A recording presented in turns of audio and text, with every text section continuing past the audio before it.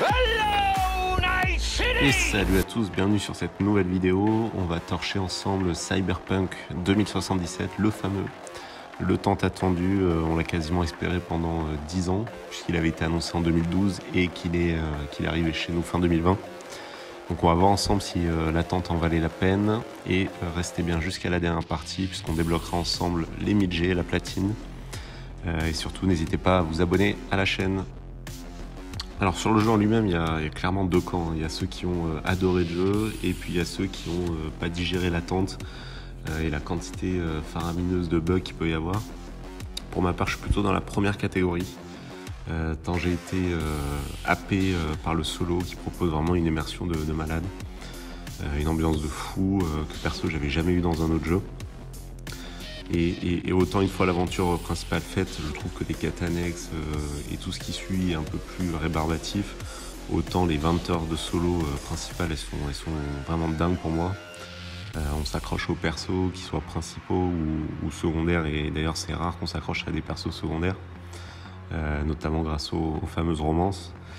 Et on est vraiment totalement immergé dans l'ambiance ghetto punk de Night City. Par contre, c'est vrai que une fois qu'on a retourné le jeu, je trouve qu'on a quand même le sentiment d'être passé à quasiment rien d'un putain de jeu, d'un chef-d'œuvre. Et en effet, que quelques mois, voire 1 ou 2 années de développement en plus auraient permis vraiment d'avoir un jeu très cool. Je précise quand même que je jouais sur la 1.21, qui est quand même une version qui a corrigé pas mal de bugs. Mais il en subsiste énormément tout au long du jeu. Pour les trophées et les succès, on est sur du classique pour un GTA-like, avec quelques succès, pas beaucoup, vraiment qui sont liés à l'histoire principale, et puis surtout de la quête annexe et du collectible. Donc il n'y a rien de difficile, parce qu'il n'y a rien qui est lié à la difficulté. On est seulement 3% à avoir les 1000G sur le site True Achievements, donc c'est peu, mais en fait le jeu est sorti il y a pas longtemps, donc ça paraît logique. Par contre, les succès, et ça c'est vraiment le ressenti que j'ai eu, pour la majorité, ils sont assez inintéressants à faire. Et au final, passer les 20 heures de solo qui sont hyper immersives, on se retrouve à faire les 50-60 heures de missions secondaires où ça va se résumer à je vais chercher la mission, je tue les gens, je loot pour un succès dont on va reparler, et j'enchaîne, je vais à la suivante, quoi. Donc c'est un peu dommage d'avoir des succès aussi plats, parce que ça aurait été cool de continuer à arpenter la ville avec intérêt.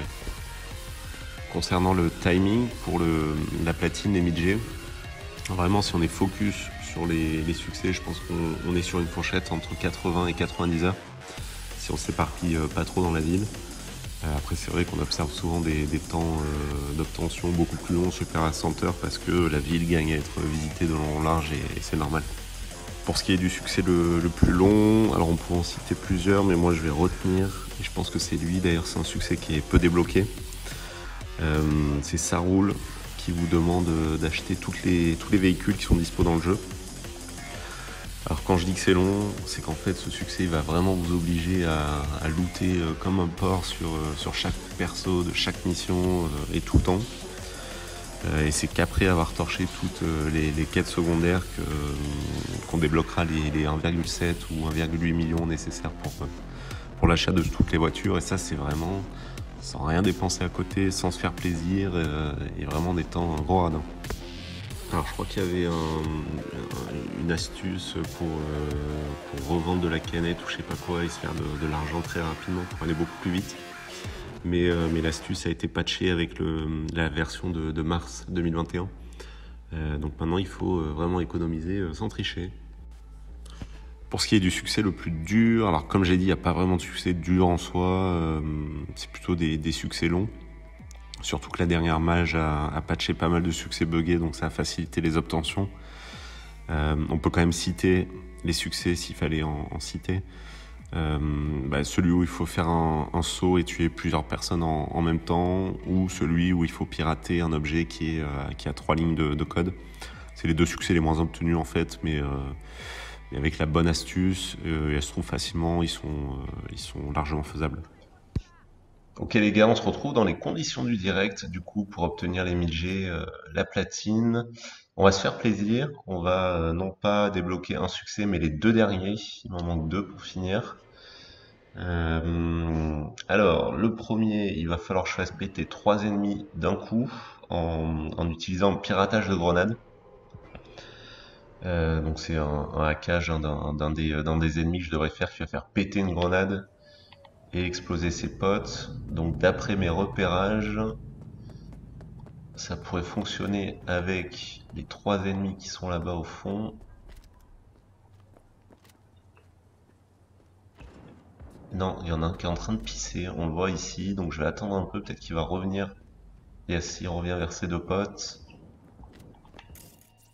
Et là, bah, écoutez, il va au milieu, donc je vais tenter sur lui.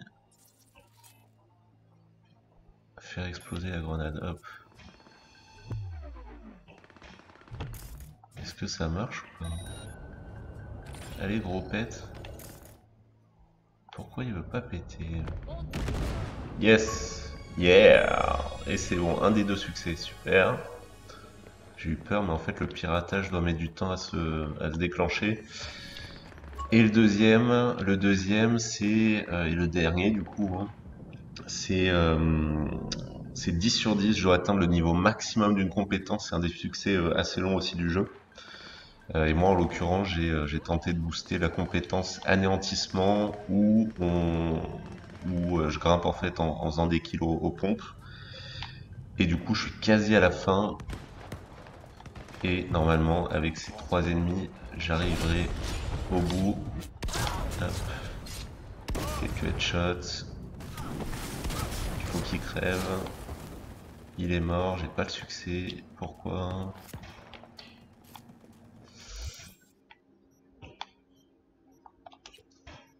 Hop. Donc c'est en constitution, anéantissement.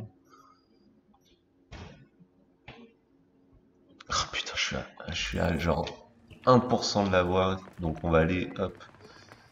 Je vais accélérer la vidéo, on va aller sur un autre spot.